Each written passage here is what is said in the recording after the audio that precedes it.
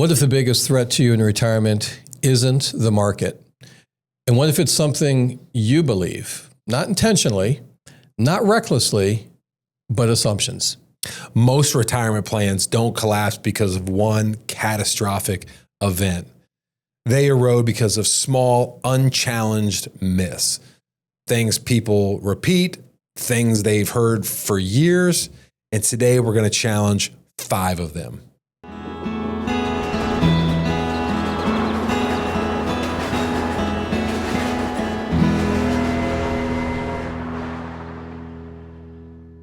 Welcome back to the On Track Retirement Show, where we want you to get on track, stay on track, and have a confident retirement. Hey, before we go too far, I just want to say special thanks to all the folks that are giving a lot of messages and thanks and are engaging with us, or sharing this with friends, they're subscribing. That means the world to us. Continue to do that. That is great appreciation. Welcome back. I'm Pat Schmidt. I'm Jay Karate. Man, we got another good one here today, Jay. Today we're breaking down, the 5 retirement myths that you should ignore, because clarity beats comfort. And before we go too far, there's so much things out there, right, that are stirring folks up, that are leaning into these myths. Maybe it's the cable news channel. Maybe it's those other podcasts and shows that are out there. Today, we want to bring clarity, because clarity beats comfort. We don't want to add to the noise. We want to take some of that away. Oftentimes, we'll find ourselves maybe even pulling the curtain back on what this financial world looks like a little bit. Not to throw anybody under the bus. It's simply just to give clarity and comfort so they know, that's what that means. Yeah, so here we go. Let's rock here. You ready? Let's get it. So 5 retirement planning myths that you should ignore in no particular order. Number 1, I will spend less in my retirement years.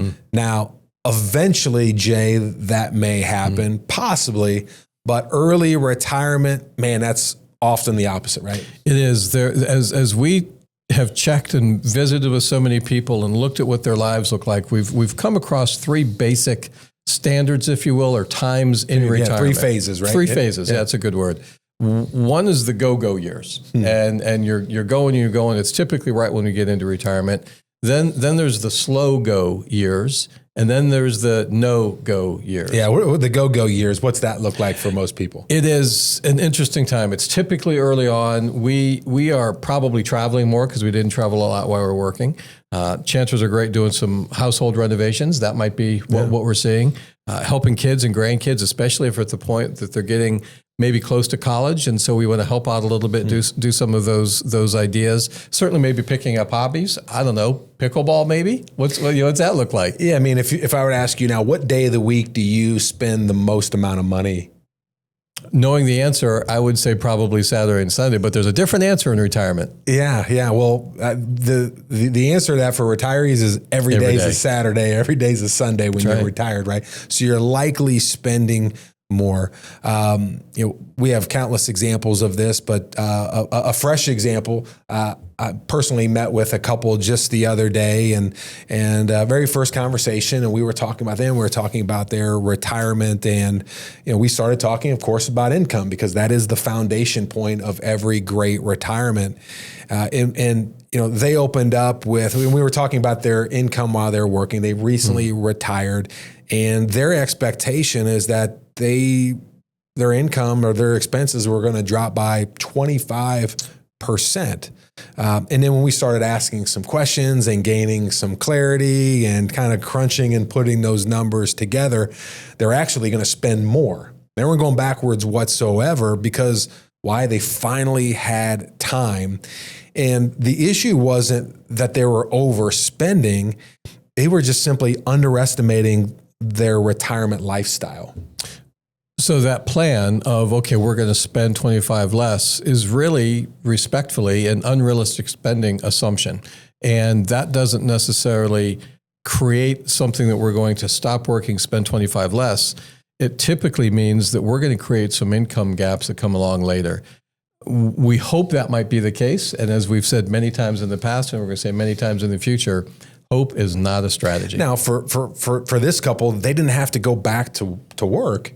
It was that they just needed a clear path. Specifically, they needed a detailed and specific income plan to help support, let's call it those go-go years that you said, right? You know, they were thinking retirement goes right into the no-go years. They were skipping the go-go, they were slipping the slow go and right to the no-go. And, you know, that's certainly not the way that most people envision retirement. Now, doesn't mean that they had to go back to work. It didn't mean that, it just meant that they needed a plan. They needed to look at expenses. Okay, we need to compartmentalize. Here's what we need to set aside for those go-go years, the slow-go years, and the no-go years. Now they've crystallized that plan, and now there's great clarity, and more importantly, there's great confidence moving forward. And that's more than a budget, right? Having a budget is important, but we also have to see what that top line looks like in that income as well. Yeah. Well, go, please. Is it me? I don't know. It doesn't matter. We tells you we don't have a script there, but that's right. We know the myths. That's right. Myth number 2 that we believe you should ignore is that Social Security won't be there, Jay. Yeah, that is such a noisy thought process right now. We're hearing it, I think, nearly at every turn. Seems to heat up every 4 years when there's a presidential election for whatever reason. And we're in the midst of that currently, getting into a midterm election, different things that we look at. And came from a conference not too long ago where we looked at different thoughts about what does Social Security look like in the future. Could there possibly be some adjustments? Maybe. The fact that we're hearing that in 2034 or 2036, it's just going to completely go away. Respectfully, I just think that would be political suicide if it just stopped. Those people have been relying on it to kind of go, sorry, glad you got your money in January, but you're not getting it in February, we're moving on. That just doesn't make sense and seems unrealistic. I totally align here. I think that to make the assumption that it's just going to be eliminated for retirees who are currently taking it or will soon be taking it, high unlikely, right? Now, maybe for my grandkids, it might be that way. Yeah, exactly. And for my kids, and could they modify Social Security for the 40, the 35? Certainly. Some of those young folks are not even thinking about Social Security. Right. They don't even look at their pay stub to know where who Mr. FICA is. FICA is and where it's going. They're focused on other things as it relates to politics. So could their full retirement age be adjusted? Could Social Security get modified that if you saved X amount in your 401k, that your Social Security gets reduced one day? Yeah, that's maybe a fair, rational, but that's not going to be for somebody that I believe that's 55 and up, maybe not even 50, age 50 and up. Tend to agree with that. Absolutely. Yeah, absolutely. So Social Security, is it going away? Is it not going to be there? There could, as you said, Pat, there could be some adjustments. It just doesn't seem like it's going to just vaporize in front of us. Let's jump to number 3. All right. Number 3 is, hey, I've diversified because I own mutual funds. Right now, owning multiple mutual funds does not automatically equal diversification, right? Before we go too far, let's unpack what a mutual fund is. My guess is we've heard about it, but not everybody knows what it is. I can own that. If you're hearing the word mutual fund and not familiar with it, let's step back. So a mutual fund can be a pool of stocks, could be bonds, or a mixture of those within there. Now, the mutual fund was invented to do just that, to offer diversification, right? It could have hundreds, it could have thousands of stocks inside of them. So it saves somebody from having to go out and buy hundreds or, of various stocks on their own. So at the core, the mutual fund, did provide just that. Now we'll get into the fees and costs about mutual funds on a different day. But what we see now is people not just owning one mutual fund, they have many mutual funds. Does that equal diversification? Not necessarily, right? Absolutely. It is a tool. And in most retirement plans, employer-sponsored retirement plans, there may be 25,000 mutual funds out there, and they get to choose from this little thimbleful, comparatively speaking, of things that they can invest in. And not even sure what clarity is inside of that to figure out where those funds are being invested while you're still working and getting ready for retirement as well.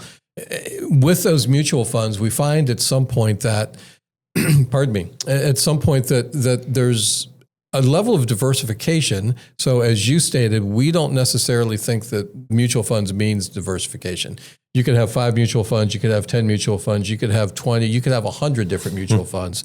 However, they're potentially all very heavily exposed, which means they are exposed to that same market risk. And if it goes down for one, it goes down for all. Yeah, true diversification takes into consideration a number of things, right? Asset class correlation, making sure that it truly is diversified across many asset classes. You know, there's many a times where we've met with folks that have some investments over here in their 401k, and all of those mutual funds may hold the same thing, and now they're overexposed to maybe one specific stock, and so they're taking on more risk than what they should. Risk alignment should also take in consideration income needs, right? It should also take in consideration time horizon, right? Segmentation again of going back, what's needed here in these next, 3-5 years, the go-go years, right, the slow, still that slow-go years and the no-go years. So taking consideration all of those things. So diversification isn't about how many funds you own. What's more important is how it behaves under certain stress in terms of market setbacks, recessions, what happens economically if this happens, if that happens. And far too often, people have not taken a stress test, Jay, to know just how their investments would behave. And if that's something you haven't had, we would invite you to look at that and get some clarity to make sure that not if, but when we have that next big market downturn, that you're going to be okay. 100%. There have been times I've met with folks in the past and they said, well, I'm in mutual funds, so I think we're going to be okay. And then I don't have that much stock exposure, which is kind of interesting. And we do run that stress test and we see that they're at 65, 68, 70, 92% stocks as a result of their holdings. And they have no idea what that looks like. And I think you're just running off an edge or of a cliff that you know is there, but you don't know is there. And next thing you know, you're off of it and you can't unring that bell. So that's a great concern. Wouldn't you much rather see that assessment in an analysis? Absolutely. Versus see that assessment on your statement, meaning, there's a lot of folks that lost a lot of money in 2008, people who are in mutual funds, people who thought that they were diversified and invested properly. However, they looked at their statement 1 month and then they looked at the end of the month and it was a world of hurt and a world of difference. It's remarkable what that looks like. Absolutely. Let's move to myth number 4. I'll introduce it. You run with it maybe because you're a little closer to using it. Thank you. It's very near and dear to my heart. The myth number 4 is Medicare will cover it. That's such a great thought. I wish that were true. There are things as we get older, maybe there are folks with chronic illnesses that lead into senior years. Maybe there are things that creep in during the senior time as well that we think, well, Medicare is going to be there. I remember my mother-in-law waiting till Medicare to get a knee replaced because they're going to cover it all. And back then it did. Unfortunately, that's not just the way that it is today. Medicare certainly helps. There's no question. It certainly helps, but it doesn't cover everything. Lots of times, Medicare is kind of a what is it? What do we get? And unfortunately, as we talk about government intervention in changing things, oftentimes from year to year to year, Medicare can change from a consumption standpoint as, well, what does this mean for me? I'm very helpful, or very, very thankful and enjoying, say it's Blue Cross or UHC or whoever the carrier may be that you're with, but those plans completely change. Your doctors aren't covering them anymore. Their doctors don't take new patients in that plan anymore, and you've got to go someplace else. So it really is kind of this, I don't know. And so Medicare, yes, is helpful, but it doesn't necessarily cover everything. You still have deductibles. You still have copays. You still have out-of-pocket expenses. You still have the donut hole. You've got all these different things that you look at that you go, what does this mean? And you just don't have as much clarity in that. Boy, all of that may sound confusing, right? And because it is. It absolutely is. And, the myth in terms of thinking Medicare covers everything, there's a camp of folks out there that think that way. But I tell you what, there's millions of retirees who absolutely know Medicare will not cover everything because they've seen an aunt, an uncle, a parent, a grandparent see exactly what can happen to long-term, if long-term care happens, meaning if there's a home health care, if there's assisted living, if there's nursing home, they see really quick that they have tremendous amount of out-of-pocket exposure, and then it can be significant to the hundreds and hundreds of thousands of dollars. So a lot of folks know, hey, I am exposed. But then there's a camp of folks that know, hey, I have exposure, but I've never been introduced to concepts and different strategies that are out there, Jay, on how you could actually address it and make sure that it's not a problem for you. Once again, we tend to get to that process. We've said it in the past, and we'll likely say it in the future. Well, I just don't think I'm going to need it. I hope I don't need it. Statistically speaking, as far as long-term care, approximately 70% of all those people 65 and older in America are going to need some type of long-term care. It doesn't mean full-on memory care. Yeah. Could be, but they're going to need something at some point. And just to go along thinking kind of willy-nilly, it's not going to happen to me, that is just flawed thinking, and it's flawed planning, and ultimately and confidently leads to flawed results, and nobody wants that. Healthcare is one of the largest line item expenses in retirement, and simply put, ignoring it doesn't make it disappear, right? But planning for it brings control. Absolutely. Let's hit number 5. It's our 5th one. Fast. Rolling through these. So I'll recap real quick. Number 1 is I'll spend less. These are the 5 myths that you should ignore. Number 1 is thinking that you're going to spend less in retirement. Number 2, thinking that Social Security is not going to be there for you. Number 3 is I'm diversified because I own mutual funds. And number 4, thinking Medicare is going to cover all healthcare realities. And then number 5, I'll just work longer if I need to. That might feel safe. That might feel like people have flexibility, that if their retirement plan doesn't work out, oh, what the heck? I'll just go back to work. I'll just go back to work. And they always said that, welcome back. Yeah, it assumes something pretty critical. It assumes that they'll have the choice or ability to be able to go back to work, Jeff. Yeah, there are things that can obviously derail that without even thought process. As we just talked about Medicare, health events can certainly derail that very easily. There are other things we look at. We look at corporate restructuring. That can really have a big impact on us. Our family needs. What about taking care of kids or grandkids, or moving to take care of them, being somehow geographically displaced as well? We also have to realize that many retirements aren't voluntary. We've seen people plan to work until 70, and it seems like a good idea, and they love what they're doing, and certainly even delaying Social Security maybe until that time as well. But then they have to retire at 63, not necessarily because they wanted to, but because they had to. And that is a very, very big weight on your shoulders. Technology, advancements, moving those jobs overseas. There's a lot of things that can play into a place where that person may not have the ability or higher ability to potentially go back to work. So working longer can be a strategy, but it should be looked at as optional, not a backup plan for, I'll just call it, poor preparation. Freedom means choice.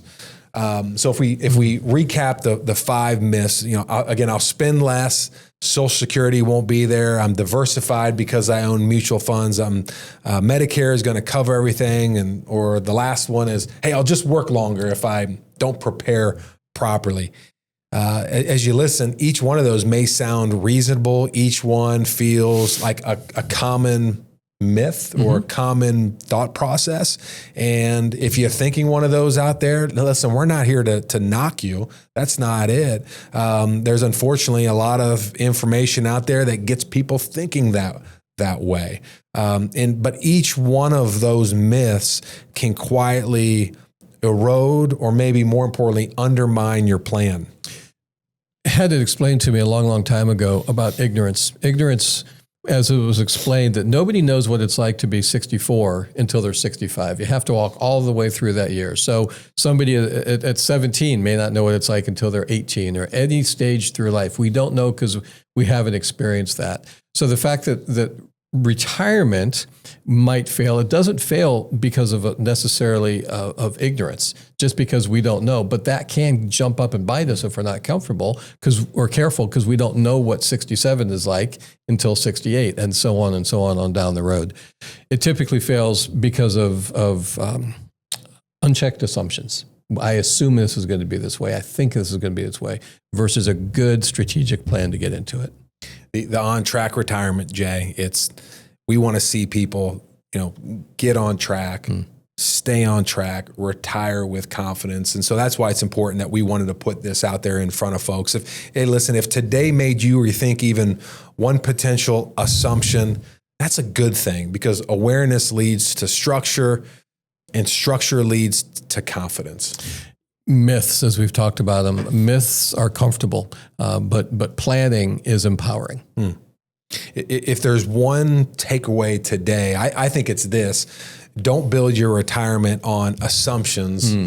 Build it on analysis, build it on clarity, build it on making sure that you have a plan with intentionality. Questions aren't necessarily bad. Going back to second grade, don't be shy in realizing there aren't any bad questions. So question things. What does this mean? Question everything as far as it comes to your retirement, not from an understanding of doubt, but question it so it can bring clarity to the individual as well. Then we need to stress test things. We need to put some stress on it. How much pound per square inch does it take before this string breaks? You're a tightrope walker. You need some level of tension so that it doesn't go down too far. But if it's too tight, you fall off because the string breaks. So we need to stress test to have the right amount of stress on these options, and then coordinate everything. Find out what does this mean. There. Yeah, that's coordinating it is well. Even with the myths, well, what about Social Security? Well, here's my Social Security plan today. These are the dollars that I'm getting. If we have a traditional cost of living increase, well, then we can potentially see what that looks like in the future, but we don't guarantee it. What if we don't plan on it? What does that look like? So we've got all these different buckets that we can work with. So we've got our go-go bucket, we've got our slow go bucket, and our no-go bucket. And if we have these three different strategic plans, we know that if something happens in the go-go world that we hadn't necessarily planned from, well, now we've got something down the world that if we needed to borrow from strategically, then we can coordinate that. If, in fact, we don't use it all in the go-go, we can move it to the slow or the no. So it is a coordinated effort. I think I may have used this in the past. If not, I love the visual of this in my mind's eye. You're watching a documentary in the Amazon or something, and you see these birds above you, and they're all flying in this strange level of unison. That's a coordinated effort. Who's the first one to turn left or right? But they all follow, and it's a coordinated process. When we do have that coordinated process, it gives us good night's sleep, it gives us clarity, it gives us comfort, and it gives us control over those things that we can't control. Alliteration. I see it. There you go. Hey, listen, if you'd like to see how your plan holds up against these myths, we'd invite you to schedule a complimentary on-track retirement review. It's a pressure-free conversation designed to bring you clarity, designed to bring you that coordination. You can do so by visiting myontrackretirement.com. Jay, what are we talking about next time? Next time we get together, we're going to talk about 5 mistakes that can absolutely ruin your retirement. Until then, replace assumptions with confidence. We'll see you next time. Have a great day. Thanks.